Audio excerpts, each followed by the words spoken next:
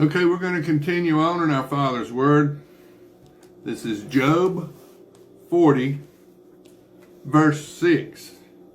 Then the Lord answered Job out of the whirlwind and said, Now prepare yourself like a man. I will question you, and you shall answer me. Would you indeed annul my judgment? Would you condemn me that you may be justified? Have you an arm like God? Or can you thunder with a voice like his? Then adorn yourself with majesty and splendor, and array yourself with glory and beauty. Disperse the rage of your wrath. Look on everyone who is proud, and humble him. Look on everyone who is proud, and bring him low. Tread down the wicked in their place. Hide them in the dust together. Bind their faces in hidden darkness. Then I will also confess to you that your own right hand can save you. Now look at the behemoth, which I made along with you. He eats grass like an ox. Now a behemoth is a large animal. I think it's a dinosaur. So listen to this. He eats grass like an ox. See, now his strength is in his hips, and his power is in his stomach muscles. He moves his tail like a cedar, and sinews of his thighs are tightly knit. His bones are like beams of bronze. His ribs like bars of iron.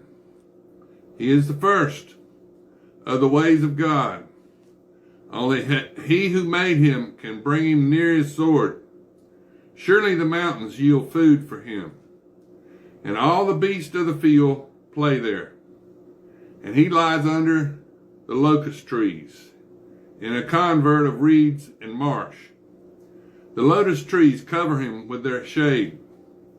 The willows by the brook surround him. Indeed, the river may rage, yet he is not disturbed.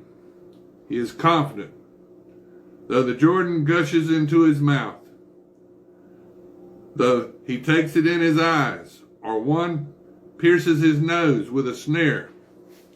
Now this is Job 41.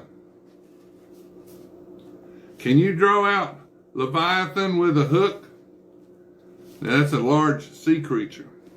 Or snare his tongue with a line which you lower? Can you put a reed through his nose, or pierce his jaw with a hook? Will he make many supplications to you? Will he speak softly to you? Will he make a covenant with you? Will you take him as a servant forever? Will you play with him as with a bird? Or will you leash him for your maidens? Will your companions make a banquet of him? Will they apportion him among the merchants? Can you fill his skin with harpoons, or his head with fishing spears? Lay your hand on him. Remember the battle. Never do it again. Indeed, any hope of overcoming him is false. Shall one not be overwhelmed at the sight of him? No one is so fierce that he would dare stir him up. Who then is able to stand against me? Who has preceded me that I should pay him? Everything under heaven is mine. I will not conceal his limbs. His mighty power are his graceful proportions. Who can remove his outer coat? Who can approach him with a double bridle? Who can open the doors of his face? With his terrible teeth all around. His rows of scales are his pride, shut up tightly as with a seal. One is so near another that no one can come between them. They are joined one to another. They stick together and cannot be parted. He sneezes, flash forth light, and his eyes are like the eyelids of the morning. Out of his mouth go burning lights. Sparks of fire shoot out. Smoke goes out his nostrils as from a boiling pot and burning rushes. His breath kindles coals, and a flame goes out his mouth. Strength dwells in his neck, and sorrow dances before him. The folds of his flesh are joined together. They are firm on him and cannot be moved. His heart is as hard as stone, even as hard as a lower millstone. When he raises himself up, the mighty are afraid. Because of his crashings, they are besides themselves.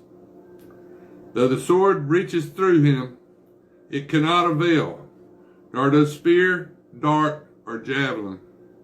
He regards iron as straw, and bronze as rotten wood. The arrow cannot make him flee. Sling stones become like stubble to him. Darts are regarded as straw. He laughs at the threat of javelins. His undersides are like sharp potsherds. He spreads pointed marks in the mire. He makes the deep boil like a pot, and he makes the sea like a pot of ointment. He leaves a shining wake behind him. One would think the deep had white hair. On earth there is nothing like him, which is made without fear. He beholds every high thing. He is king over all the children of pride. Now, this is Job 42. Then Job answered the Lord and said, I know that you can do everything, and that no purpose of yours can be withheld from you. You ask, who is this who hides counsel without knowledge? Therefore I have uttered what I did not understand, things too wonderful for me, which I did not know. Listen, please, and let me speak. You said, I will question you, and you shall answer me. I have heard of you by the hearing of the ear. By now my eye sees you. Therefore I abhor myself, and I repent in dust and ashes.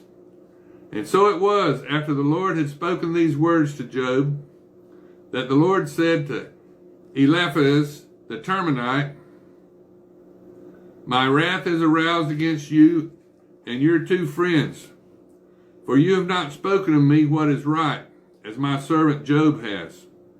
Now therefore, take for yourselves 7 bulls and 7 rams, and go to my servant Job, and offer up for yourselves a burnt offering. And my servant Job shall pray for you, for I will accept him, lest I deal with you according to your folly, because you have not spoken of me what is right, as my servant Job has.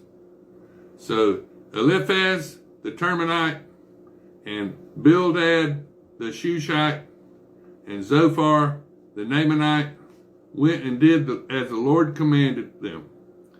For the Lord had accepted Job. And the Lord restored Job's losses when he prayed for his friends. Indeed, the Lord gave Job twice as much as he had before. Then all his brothers, all his sisters, and all those who had been his acquaintances before came to him and ate food with him in his house.